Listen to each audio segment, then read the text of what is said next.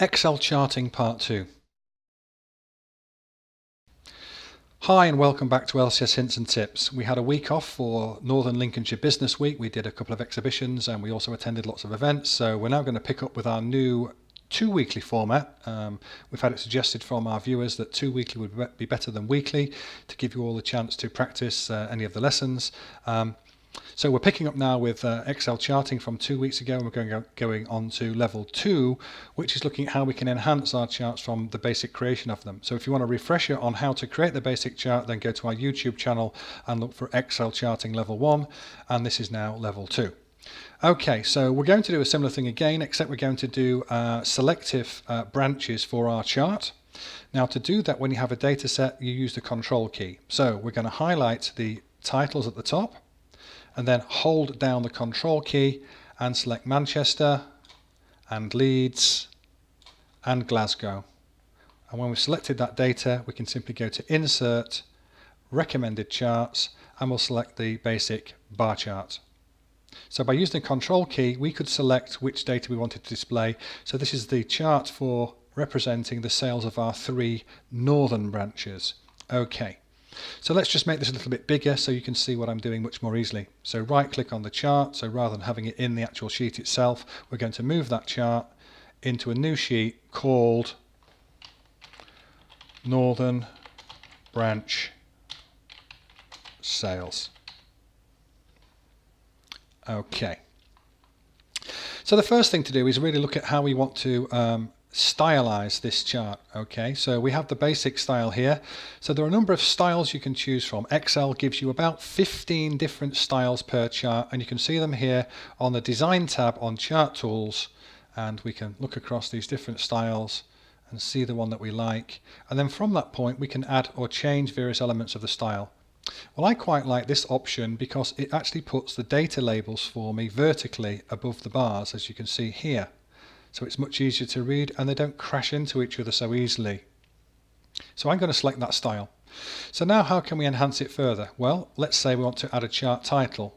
By clicking on that and typing, it puts it into a dialog box up here. Now thanks to Mr. Excel, who is a great guy that puts out lots of informative videos about Excel, I've got to give my gratitude to him for this tip. By triple clicking the chart title, you can actually type it in.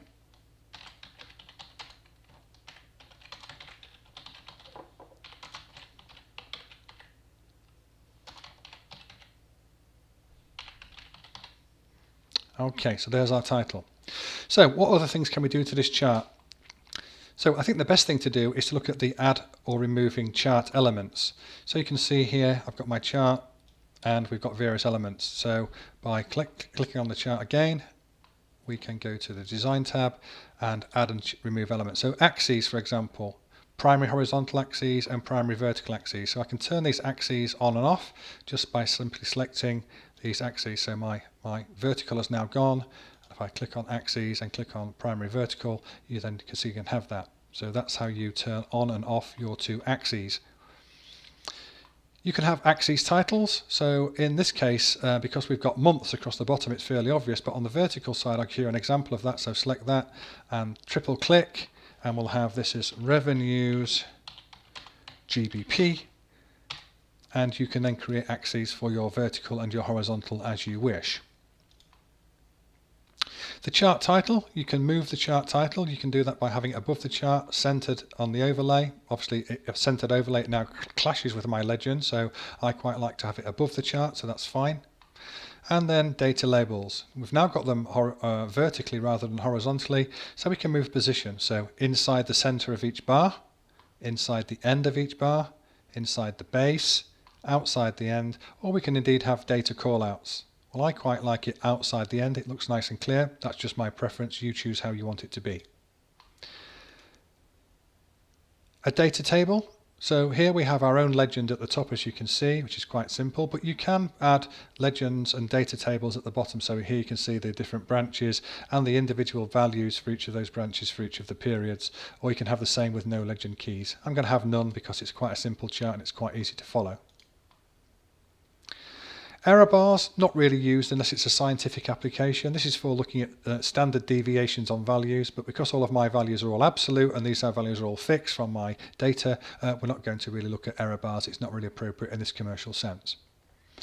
Grid lines, quite useful, especially if you're not using data labels and values. You can put different grid lines in, so I'll select this one here, and you can see we've got these little grid lines here that would help us to read these charts if it was more generic data. And also we can have the legend. We can move the legend to the right, to the top where we have it now, to the left, or indeed to the bottom. I quite having my legend at the top underneath my title, so I'm going to leave it there.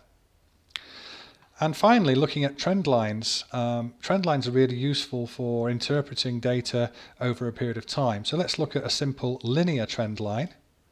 And we'll select that for the leads branch. So leads is the orange branch, so we should get an orange line showing here. And there's the trend line. So we can generally see over this period of time that the trend for leads is an upward trend, which is good.